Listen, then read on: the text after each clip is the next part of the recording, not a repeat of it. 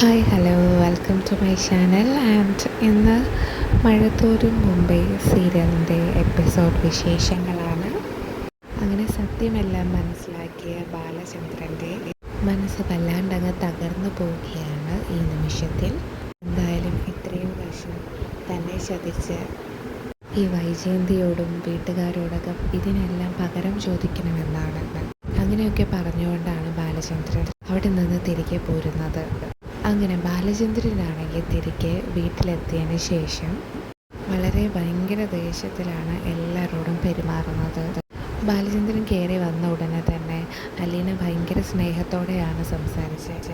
എന്നാൽ ഇയാളാവട്ടെ ഭയങ്കര മോശമായിട്ടും ദേഷ്യഭാവത്തിലൊക്കെയാണ് തിരിച്ച് മറുപടി പറയുന്നതും സംസാരിക്കുന്നതും എല്ലാം. കാര്യം യാതൊരു കാര്യവും ഇല്ലാതെയാണ് ഇപ്പോൾ ഇവിടെ അലീനയോട് പോലും ബാലചന്ദ്രൻ ദേഷ്യത്തോടെ സംസാരിക്കുന്നതായിട്ട് കാണാൻ കഴിയുന്നത്. ഇത് കേൾക്കുന്നതും അലീനയ്ക്കും ഭയങ്കര സങ്കടമായി. പക്ഷെ എപ്പോഴും അലീന തിരിച്ചറിയാത്തത് ആളുടെ മനസ്സിൽ ഇത്രയും വലിയൊരു സത്യം അറിഞ്ഞു എന്നുള്ളത് അലീന തിരിച്ചറിയുന്നില്ല. ദേഷ്യത്തോടെ ബാലചന്ദ്രൻ അകത്തേക്ക് കയറി ചെല്ലുകയാണ്. എന്നിട്ട് അതേ ദേഷ്യത്തോടെ തന്നെ വാതിലും നല്ല ശക്തമായിട്ട് അടയ്ക്കുകയാണ് ചെയ്യുന്നത്. എന്നാൽ അലീനയാവട്ടെ ബാലചന്ദ്രനുള്ള കോഫിയായിട്ട് വേഗം അങ്ങോട്ട് ചെല്ലുകയാണ്. എന്നിട്ട് അലീനയാണെങ്കിൽ ഡോറിൽ ഒത്തിരി വട്ടം മുട്ടുന്നുണ്ട്, എന്നാൽ അദ്ദേഹം തുറക്കുന്നുമില്ല. എന്നിട്ടോ അല്പസമയത്തിന് ശേഷം ബാലചന്ദ്രൻ ഡോറ് തുറന്നിട്ട് അലീനയോട് ഭയങ്കരമായിട്ട് ദേഷ്യപ്പെടുകയാണ് ചെയ്യുന്നത്, ഒരു കാരണവുമില്ലാതെ. കാരണം അലീനയും ഒന്നും അറിയുന്നില്ലല്ലോ. എന്തായാലും കോഫിയൊക്കെ കൊടുത്തതിന് ശേഷം ബാലചന്ദ്രൻ താൻ അറിഞ്ഞതിനെ പറ്റി അലീനയോട് ചോദിച്ചറിയുകയാണ്. ബാലചന്ദ്രൻ ഇത് ചോദിക്കുന്ന സമയത്ത് അലീനയ്ക്ക് ഇത് കേൾക്കുന്നതും ഭയങ്കര ഒരു ഞെട്ടലായിരിക്കും. ആരും ഒരു സത്യവും അറിയരുത് എന്നായിരുന്നു ബാലചന്ദ്രൻ ആ ഒരു സത്യമാണ് കണ്ടുപിടിച്ചിരിക്കുന്നത്. ആദ്യം എന്തായാലും അലീനയോട് അതിനെപ്പറ്റിയാണ് സംസാരിക്കുന്നത്. അത് കേൾക്കുമ്പോൾ തന്നെ അലീന ആദ്യമേ അതൊന്നും സമ്മതിച്ചു കൊടുക്കുന്നില്ല. അതിനുശേഷം ബാലചന്ദ്രൻ ഓരോ കാര്യങ്ങളായിട്ട് എക്സ്പ്ലെയിൻ ചെയ്ത് ചോദിക്കുന്നുണ്ട്. അവസാനം ഓരോ ചോദ്യത്തിനും ശേഷം അലീന നിവർത്തികേട് കൊണ്ട് അതെല്ലാം സമ്മതിക്കുകയാണ്. അങ്ങനെ അവസാനം വൈജയന്തിയുടെ സ്വന്തം മകളാണ് ഈ ഒരു അലീന എന്നുള്ള സത്യവും അറിയുകയാണ്. പക്ഷേ ബാലചന്ദ്രൻ എത്രയൊക്കെ പറഞ്ഞു കൊടുത്തിട്ടും അലീന അത് അംഗീകരിക്കാത്തടുത്ത് രേവതിക്കുട്ടിയായിട്ട് സംസാരിച്ചതിൻ്റെ ഫോൺ സംഭാഷണങ്ങളുണ്ട്, അതെല്ലാം തന്നെ അലീനയ്ക്ക് കേൾപ്പിച്ചു കൊടുക്കുകയാണ്. ആ ഒരു നിമിഷത്തിലാണ് സത്യത്തിൽ അലീന ആ ഒരു സത്യാവസ്ഥ കറക്റ്റായിട്ട് തിരിച്ചറിയുന്നത്. സത്യമെല്ലാം ബാലചന്ദ്രൻ സാറ് തിരിച്ചറിഞ്ഞിരിക്കുന്നു. ഇനി ഏതായാലും മറച്ചു വെച്ചിട്ട് യാതൊരു കാര്യമില്ല എന്ന് മനസ്സിലാക്കും. അതുകൊണ്ടൊക്കെ ആയിരിക്കണം അലീന അത് തുറന്ന് സമ്മതിക്കുന്നത്. ഇതിന് ശേഷം അലീന ബാലചന്ദ്രൻ സാറിനോട് പറയുന്നത്, സാർ എന്നോട് ക്ഷമിക്കണം, ഞാൻ ഒരിക്കലും ഈ വീട്ടിലൊരു പ്രശ്നം ഉണ്ടാക്കാനായിട്ട് അങ്ങനെ യാതൊന്നും വിചാരിച്ചിട്ടുമല്ല. അങ്ങനെ ഒരു പ്രശ്നങ്ങളൊന്നും ഉണ്ടാവാതിരിക്കാൻ വേണ്ടി മാത്രമാണ് ഞാൻ ഇതുവരെയും മിണ്ടാതെ നിൽക്കുന്നത് എന്ന് പറയുന്നുണ്ട്. ഒരിക്കലും നിങ്ങളുടെ കുടുംബം തകർക്കാനതും ഞാൻ ഒരിക്കലും കരുതുന്നതല്ല, ഞാനത് ആഗ്രഹിക്കുന്നുമില്ല. ആരും അറിയാതെ ഇങ്ങോട്ടേക്ക് വന്ന് എൻ്റെ അമ്മയെ ഒന്ന് കാണണം, എന്നിട്ട് തിരിച്ചു പോകണം എന്ന് മാത്രമേ ഉണ്ടായിരുന്നുള്ളൂ. സാറിൻ്റെ മേഡത്തിൻ്റെയും കുടുംബത്തിൽ കയറിയിട്ട് നിങ്ങളുടെ കുടുംബം നശിക്കണമെന്നോ അല്ലെങ്കിൽ തകർക്കണമെന്നോ ഞാൻ ഒരിക്കലും ആഗ്രഹിക്കുന്നതല്ല, അങ്ങനെ വിചാരിച്ചിട്ടുമില്ല. ആരും അറിയാതെ ഇവിടെ നിന്ന് തന്നെ തിരിച്ചു പോകണമെന്നും ബ്രിജിത്ത മാം എന്നോട് ഏൽപ്പിച്ചിരിക്കുന്നതും. പക്ഷെ കാര്യങ്ങൾ ഒരിക്കലും ഇങ്ങനെ ഇത്ര ഇതായിട്ട് കൈവിട്ടു പോകുമെന്ന് ഞാൻ ഒരിക്കലും വിചാരിച്ചിരുന്നതല്ല. സാർ ദയവ് ചെയ്ത് ഈ ഒരു സത്യം മാഡം ഒരിക്കലും അറിയരുത്. ഒരു പക്ഷേ മാഡത്തിന് എന്തെങ്കിലും അബദ്ധം പറ്റിയതാവാം. സാർ അതിനാൽ ഒരിക്കലും മാഡത്തിനെ കുറ്റപ്പെടുത്തുകയും ചെയ്യരുത്. മാഡത്തിനെ ഒരിക്കലും ഈ ഒരു കാരണത്താൽ തെറ്റിദ്ധരിക്കുകയും ചെയ്യരുത് എന്ന് അലീന പറയുന്നു. പക്ഷേ ഈ ഒരു സമയം ബാലചന്ദ്രന് വൈജയന്തിയുടെ കാര്യങ്ങൾ ഓർക്കുമ്പോഴത്തേക്കും ഇത്രകാലം താൻ എന്നെ ചതിക്കുകയായിരുന്നു എന്നുള്ള സത്യം അറിഞ്ഞതിൻ്റെ ദേഷ്യവുമുണ്ട്. ആ ഒരു ദേഷ്യം വരുന്ന സമയത്ത് അലീന ബാലചന്ദ്രൻ്റെ കാല് പിടിക്കുകയും ചെയ്യുന്നുണ്ട്. പക്ഷേ അപ്പോഴും ബാലചന്ദ്രൻ്റെ മനസ്സിൽ ഇത്രയും നാൾ എന്നെ ചതിച്ചതുകൊണ്ട് എനിക്കിനി ഒരിക്കലും ഭാര്യയായിട്ട് കാണാൻ പറ്റില്ല എന്നുള്ളൊരു കാര്യമാണ് പറയുന്നത് അവിടെ. കാര്യം ബാലചന്ദ്രൻ അത്രയധികം ദേഷ്യം ഇപ്പോൾ ഉള്ളിലുണ്ട്. അതുകൊണ്ട് തന്നെ ബാലചന്ദ്രൻ പറയുന്നത്, നീ ഇനി അവളെ എത്രയ്ക്ക് വെള്ളപൂശിയാലും നല്ലവളാക്കി പറഞ്ഞു കഴിഞ്ഞാലും എനിക്ക് അവളെ ഭാര്യയായി കാണാൻ പറ്റത്തില്ല. ഞാൻ അത്രയധികം കുറച്ചു. 10-20 വർഷം ഞാൻ അവൾക്കൊപ്പം ജീവിച്ചിട്ടും അവളും അവളുടെ വീട്ടുകാരും എല്ലാം എന്നെ ചതിക്കുകയായിരുന്നു. അതിനാൽ എനിക്കിനി അങ്ങനെ ഒരു ജീവിതം വേണ്ട. ഇത്രയും 10-20 വർഷങ്ങൾക്കിടയിൽ അവൾക്ക് എപ്പോഴെങ്കിലും ഒരു തവണയെങ്കിലും എന്നോട് ആ ഒരു സത്യം തുറന്ന് പറയാമായിരുന്നു. പക്ഷേ അത് ഈ ഒരു നിമിഷം വരെ അവൾ എന്നോട് പറഞ്ഞിരുന്നില്ല. അതിനൊക്കെ അർത്ഥം എന്നോട് ഒരു ഇത്തിരി പോലും സ്നേഹം അവളുടെ മനസ്സിൽ ഇല്ല എന്നതുകൊണ്ടാണ്. എന്തായാലും ഞാനായിട്ട് തന്നെ ഈ ഒരിത് കണ്ടുപിടിച്ചു. എനിക്കത് അറിഞ്ഞതിലും വളരെയധികം വിഷമമുണ്ട്. 10-20 വർഷം എൻ്റെ ജീവിതം കൂടി തന്നെ പോയില്ലേ.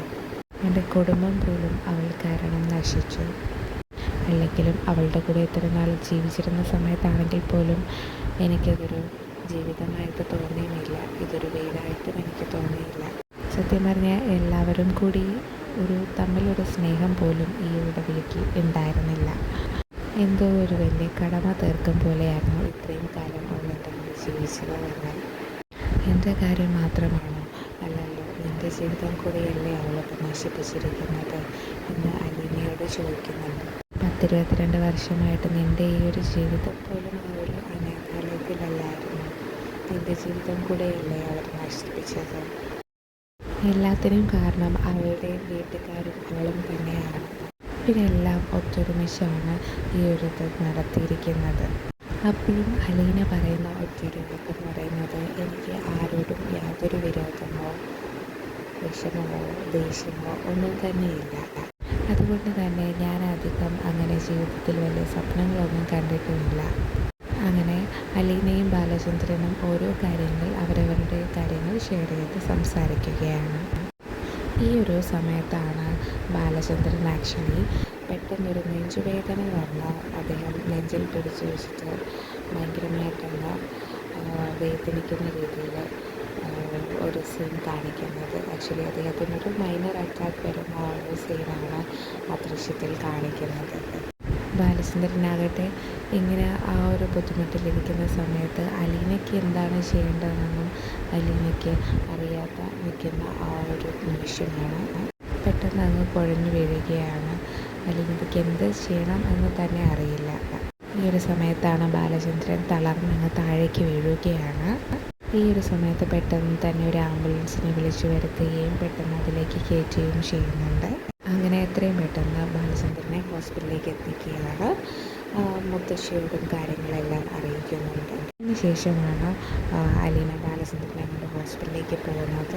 ഈ ഒരു സമയത്താണ് ഹോസ്പിറ്റലിൽ വെച്ചിട്ട് അലീന മനുവിനെ വിളിച്ചിട്ട് ഈ ഒരു കാര്യത്തെപ്പറ്റി പറയുന്നത്. അങ്ങനെ അതിന് ശേഷം മനുവാണ് വൈജയന്തിയെ വിളിച്ച് ഈ കാര്യങ്ങളെല്ലാം അറിയിക്കുന്നത്. എന്നാലോ ഈ സമയം വൈജയന്തി ഒരു ദിവസമായി ബാലചന്ദ്രനെ കാണാനില്ലാത്തതിൻ്റെ പേരിൽ വൈജയന്തി കേസ് കൊടുത്തേക്കുമായിരുന്നു. ശരിക്കും മനുവിൻ്റെ നിർദ്ദേശപ്രകാരം തന്നെയായിരിക്കും ഇങ്ങനൊരു കംപ്ലൈൻറ്റ് കൊടുത്തിരിക്കുന്നത്. എന്നാൽ ബാലചന്ദ്രൻ നേരെ വീട്ടിലെത്തി എന്നുള്ള കാര്യം വിളിച്ച് പറയാനായിട്ട് അലീനയുടെ ഫോണൊന്നും തന്നെയില്ല. ഈ ഒരു സമയം വൈജയന്തിയെ അറിയിക്കാനായിട്ട് വൈജയന്തിൻ്റെ നമ്പറും ഇല്ല. അങ്ങനെയാണ് മനു ഈ ഒരു വിവരം വീട്ടിൽ അറിയിക്കുന്നത്. അതിനുശേഷം പെട്ടെന്ന് ഡോക്ടറുടെ അടുത്തേക്ക് മനു ചെല്ലുന്നുണ്ട്. ഇപ്പോഴത്തെ ഹെൽത്ത് കണ്ടീഷനൊക്കെ എങ്ങനെയാണെന്ന് ചോദിച്ചറിയുന്നുണ്ട് മനു. പെട്ടെന്ന് ബാലചന്ദ്രനുണ്ടായ ഒരു മൈനർ അറ്റാക്കായിരുന്നു ഇത് എന്ന് ഡോക്ടർ പറയുന്നു. എന്തായാലും എന്തോ വലിയ സീരിയസ് ആയിട്ടുള്ളൊരു വിഷയം അദ്ദേഹത്തിൻ്റെ മനസ്സിൽ കിടന്നലട്ടുന്നുണ്ട്. അതിനെപ്പറ്റി ആലോചിച്ചതിൻ്റെ പേരിലുള്ള ഒരു മൈനർ അറ്റാക്കാണ് ഇപ്പോൾ സംഭവിച്ചത് തന്നെ എന്ന് ഡോക്ടർ വിശദമാക്കുന്നുണ്ട്. എന്നാൽ ഇത് കേട്ടിട്ടായിരിക്കും വൈജയന്തി അങ്ങോട്ടേക്ക് വരുന്നത്. എന്നാൽ വൈജയന്തിയും ചിന്തിക്കുന്നു, എന്തുകൊണ്ടായിരിക്കും അദ്ദേഹത്തിന് ഇത്രയും അധികം പ്രയാസം മനസ്സിലുള്ളത്. എന്നാലൊന്നും ഷെയർ ചെയ്യുകയോ അങ്ങനെ ഒന്നും തന്നെ ഇല്ലല്ലോ. അപ്പം എന്താണ് എന്ന് വൈജയന്തിക്കും പിടികിട്ടുന്നില്ല. അങ്ങനെ ഡോക്ടറുടെ ചെക്കപ്പിനൊക്കെ ശേഷം ബാലചന്ദ്രൻ നേരെ ICUവിൽ നിന്ന് മുറിയിലേക്ക് മാറ്റാം. ഈ ഒരു സമയം എന്തായാലും അലീന ബാലചന്ദ്രൻ്റെ കൂടെ തന്നെ ഉണ്ടാവുന്നതായിരിക്കും. മനുവും വൈജയന്തിയും അങ്ങോട്ടേക്ക് വന്നതിന് ശേഷം വൈജയന്തി അലീനയോട് പറയുന്നത്, നീ ഏതായാലും തിരികെ വീട്ടിലേക്ക് പോയിക്കോളൂ.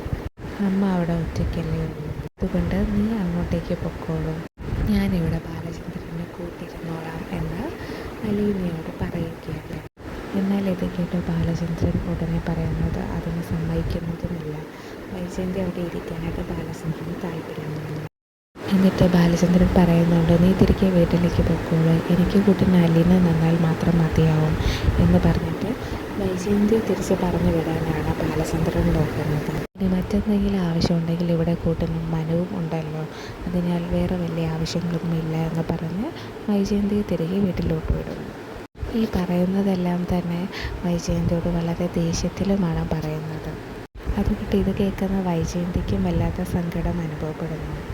അപ്പോൾ വൈജയന്തിയും തിരിച്ച് ചോദിക്കുന്നുണ്ട്, ബാലചന്ദ്രൻ എന്തിനാണ് ഇങ്ങനെ എൻ്റെ അടുത്ത് ദേഷ്യപ്പെടുന്നത്?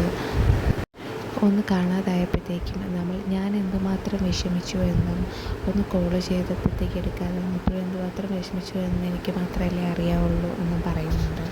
നിങ്ങൾ എന്ത് പറ്റി എൻ്റെ കോള് മാത്രം അറ്റൻഡ് ചെയ്യുന്നില്ലോ എന്ന് ഇവിടെ ചോദിക്കുകയാണ്. കോൾ അറ്റൻഡ് ചെയ്യാതിരിക്കാൻ വേണ്ടിയിട്ട് മാത്രം എന്ത് പ്രശ്നമാണ് നമ്മൾ തമ്മിലുണ്ടായത് എന്ന് ബാലചന്ദ്രനോട് വൈജയന്തി ചോദിക്കുകയും ചെയ്യുന്നുണ്ട്. ഇനി അഥവാ എന്തെങ്കിലും ഉണ്ടെങ്കിൽ അത് എന്നോട് തുറന്ന് പറഞ്ഞുകൂടെ എന്ന് ചോദിക്കുകയാണ്. ഇത് കേൾക്കുന്നതും ബാലചന്ദ്രൻ പറയുന്നത്, എനിക്ക് നിന്നോട് യാതൊന്നും സംസാരിക്കാനായിട്ട് താല്പര്യമേ ഇല്ല എന്നാണ് ബാലചന്ദ്രൻ പറയുന്നത്.